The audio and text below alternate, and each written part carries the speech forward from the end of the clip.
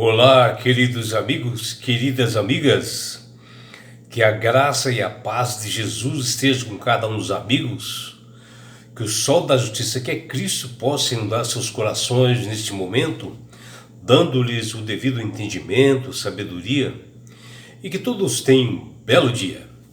Vamos à lição de hoje, domingo 20 de julho de 2025, dentro desse novo trimestre, que é julho, agosto e setembro. A lição de hoje, a lição 4, ela tem como título Deus versus deuses. E o que nós vemos aqui, que Deus, no livro de Êxodo, no capítulo 7, versículo 3, ele diz para Moisés que com antecedência, que ele endureceria o coração do faraó do Egito e que ele multiplicaria os seus sinais e maravilhas diante desse monarca do Egito e também diante do povo, para que eles pudessem entender que ele é um Deus poderoso e soberano e supremo. E Moisés e Arão, ao visitarem o faraó no Egito, ordenando que ele liberasse o povo hebreu, e diante de tanta relutância desse líder do Egito, o faraó Tutmés III,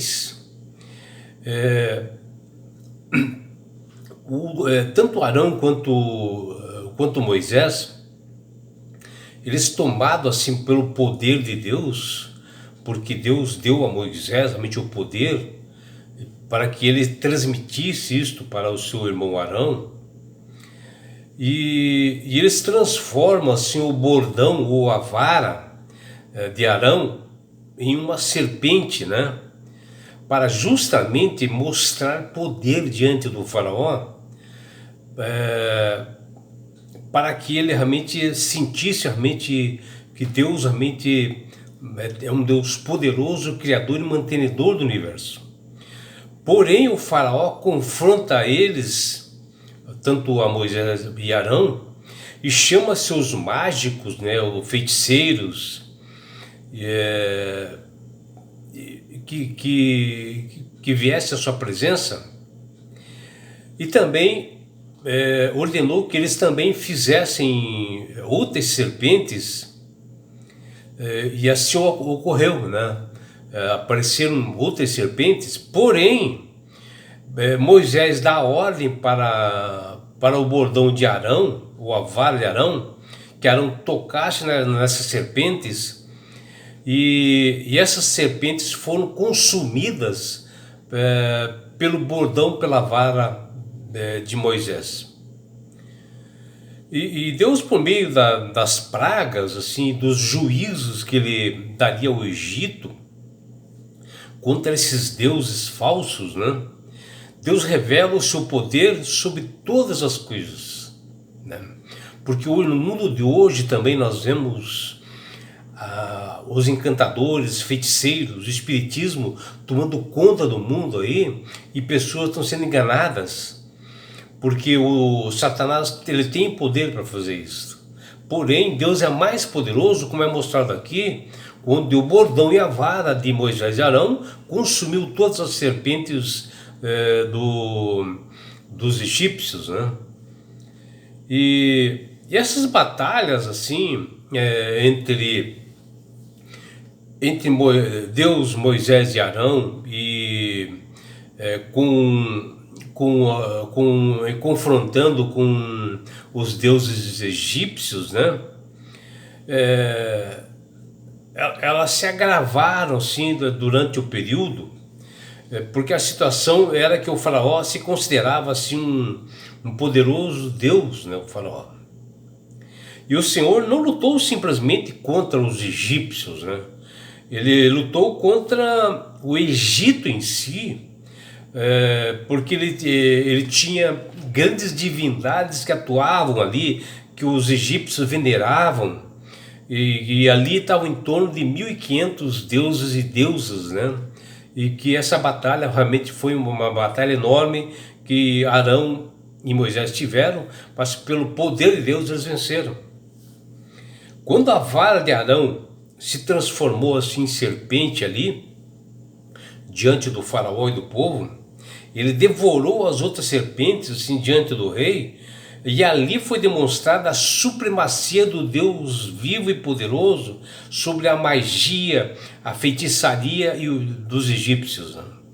E o emblema do poder do faraó não apenas foi conquistado, mas Arão e Moisés seguraram com suas mãos firmes ali e confrontaram realmente o magnata, o poderoso rei do Egito, né? Que está lá em Êxodo capítulo 7, versículos 12 e 15. E ali foi demonstrado o poder e a soberania de Deus. Moisés, como um representante legítimo do Senhor, ele tinha maior autoridade e o poder do que o Deus do faraó. E também é um significado que os antigos egípcios, né, eles adoravam deuses serpentes, né, onde a serpente ela era chamada de Nerekal, que significa aquele que controla os espíritos, né? Tanto é que na abertura da lição, quando aparece aquele desenho, aquelas serpentes que eles fizeram lá, era para tentar consumir as pragas que Deus mandava, como eles achassem que tinham poder, né? E a lição de hoje, que ela se baseia tanto ali em Êxodo 7, versículos 8 até 15, e nós assim observamos ali o confronto, né, entre Deus e o Satanás, entre Deus criador de todas as coisas, o Deus dos hebreus, e os deuses dos egípcios, né, que por trás de tudo isso estava Satanás. E o que nós vemos é que a adoração de Deus de Jacó é um Deus que liberta a humanidade da escravidão do pecado. E quanto a todo o partido que adora a criatura, que resulta na degradação, né, da moral dos seres humanos, né, em vez de eles adorarem o Criador, adoram a criatura, né? As coisas estão no mundo, estão assim, sendo endeusadas, né? E é isso que nós vemos, que tudo isso leva a uma escravidão, como levou os egípcios a estarem presos a esses deuses. E o texto de Êxodo, capítulo 7, versículo 8, até o capítulo 10, versículo 29, mostra esse confronto direto do Deus vivo e do faraó do Egito, que intensificaram assim as lutas ali. O monarca daquele país queria demonstrar poder físico e espiritual, que de fato ele era um Deus. Ele queria mostrar assim para Moisés e Arão que ele era um Deus. Assim como o povo egípcio acreditava e se esforçou para desempenhar papel assim desse faraó, como fosse assim, um rei soberano sobre tudo, para desempenhar essa função, para ele poder controlar a situação toda no Egito, que ele decidia que ele era certo e o que era errado era através desse faraó. E o Deus de Jacó queria libertar o seu povo, que estava preso ali no Egito, estava escravo ali. Mas ao começo do tempo, ele desejava ensinar, né, também aos egípcios, né? Deus queria dar uma mensagem para eles, que eles eram idólatras, mostrar para eles quem era realmente o Deus verdadeiro, né? E libertá-los também da escravidão dos pecados e libertá-los dos deuses que estavam ali. Essa era a função e a mensagem que Deus queria passar ali. Mas as batalhas espirituais entre o Deus vivo e os deuses egípcios tomavam assim proporções muito grandes cada vez mais, porque os egípcios veneravam mais de 1.500 deuses, né? E não queriam ouvir a palavra do Senhor, que que Deus realmente disse executarei juízo sobre todos os deuses do Egito. Eu sou o Senhor, que está lá em Êxodo capítulo 12, versículo 2.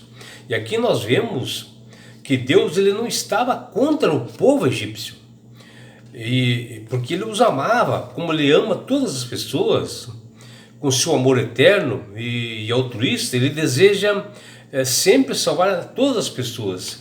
Deus estava contra aqueles deuses falsos, contra a idolatria que Deus estava contra.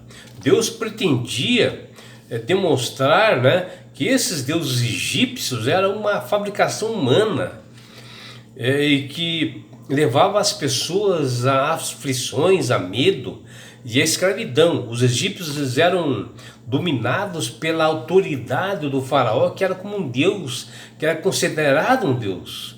E ele, manipulado por Satanás, ele dominava aquele povo. E Moisés e Arão seguiram a orientação do Senhor, que lhes ordenou, está lá em Êxodo 7,6. Naquele tempo Moisés estava com 80 anos de idade, e o seu irmão Arão tinha 83 anos, que diz lá em Êxodo 7,7. O Senhor orientou-os a Moisés e também a Arão, que quando o faraó pedisse os milagres, ele deveria mandar que Arão e seu irmão lançasse o bordão ou a vara diante dele, o faraó, porque o bordão se transformaria numa serpente, como de fato ocorreu, que está lá em Êxodo 7,9. Moisés e Arão obedeceram ao Senhor, apresentaram-se diante do faraó, Tutmés 3, e diante deles Arão fez o bordão transformar nessa serpente. Mas o faraó tentou confrontar e revidou, e chamou seus mágicos, adivinhos, e sortistas, que eles eram os egípcios, para que eles fizessem a mesma coisa. E na religião panteísta dos egípcios, havia muitas pessoas que se ocupavam de magias, feitiçarias, espiritismo e encantamentos, que eram agentes de Satanás, como nós temos também nos dias de hoje. E eles fizeram um pedido ao faraó para que esses seguidores de Satanás, eles também fizessem aparecer cobras e serpentes, e eles usaram de suas ciências ocultas, que está lá em Êxodo capítulo 7 e 11, para contrafazer os sinais de Deus. Porém Moisés e Arão sabiam do poder do Deus a qual eles serviam, o Deus de Jacó, que não pode ser comparado a ninguém, porque ele é soberano. E assim o bordão de Arão devorou os bordões mágicos do faraó, ou seja, as serpentes que o faraó, através dos adivinhos e feiticeiros, fizeram aparecer ali, que está lá em Êxodo 7,12. E aí, meus amigos, você pode ver como Satanás, ao longo dos tempos, ele tem enganado pessoas, tem mostrado coisas falsas, E ele continua enganando através do espiritismo, Mas o poder divino é muito superior, é incomparável a tudo isto. Em qualquer manifestação do maligno, ele é repreendido pelo poder de Deus.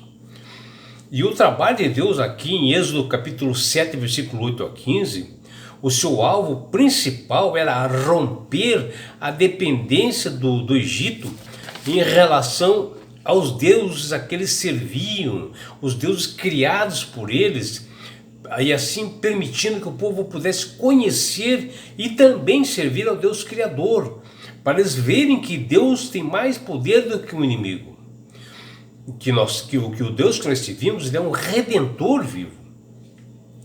Porém, se o povo continuasse a associar-se e ainda se identificar com esses deuses falsos, Deus falou que ia mandar o juízo divino, e mandou, que cairia não só apenas sobre aqueles deuses, mas também sobre toda a nação que realmente participava daquilo. Um bom exemplo disso, o juízo sobreveio sobre os deuses do Egito, e o milagre do bordão ou a vara de Arão, que se transformou em uma serpente, que está lá em Êxodo 7, 9 e 12, e a vara de Arão que havia transformado em uma serpente devorou as outras serpentes dos egípcios, e diante do faraó, perplexo, né, mostrou ali o poder de Deus, mostrando que a supremacia do Deus vivo, soberano, criador e mantenedor do universo, ele tem poder sobre toda e qualquer feitiçaria, toda qualquer enganação que existe do inimigo. E é por isso, meu amigo, minha amiga, que Deus tem clamado através do Espírito Santo para que aceitem a Jesus como Salvador e Senhor da sua vida. Porque o próprio Jesus disse: eu sou o caminho, a verdade e a vida. Ninguém vai ao Pai senão por mim. É aqui Jesus dizendo que ele é o único mediador entre os homens e Deus. A salvação só vem através dele. Não existe outra forma. Se você tiver que realmente pedir perdão dos seus pecados, tem que pedir para Jesus, para mais ninguém. E é ele que dá a salvação. E quando você aceita verdadeiramente a Jesus como Salvador e Senhor, obedecendo os seus estatutos e mandamentos, principalmente o quarto mandamento, você ganhará de Deus um presente que chama-se salvação. E com isto, na grande volta de Jesus que está se aproximando, porque Jesus disse ali em Mateus 24 e Lucas 21, os sinais na sua segunda vinda já estão acontecendo na sua maioria, e ao voltar, Jesus, ele levará você, seus filhos, sua família, seus amigos e todos nós para as mansões celestiais. Um lugar, meu amigo, minha amiga, onde lá não haverá mais morte, mais dores, mais aflições, não haverá mais perseguições. Você estará no céu. Você terá uma grande oportunidade de participar da boda do Cordeiro, do casamento, da união do noivo Jesus com a sua noiva, a igreja, que somos nós, numa grande festa. E você, meu amigo, minha amiga, terá uma grande oportunidade de você estar assim, face a face com Jesus. Já imaginou? Sabe por que Deus quer fazer isto com você, minha amiga? Com você, meu amigo? Porque Jesus te ama. Abraços do seu amigo João Carlos Amorim.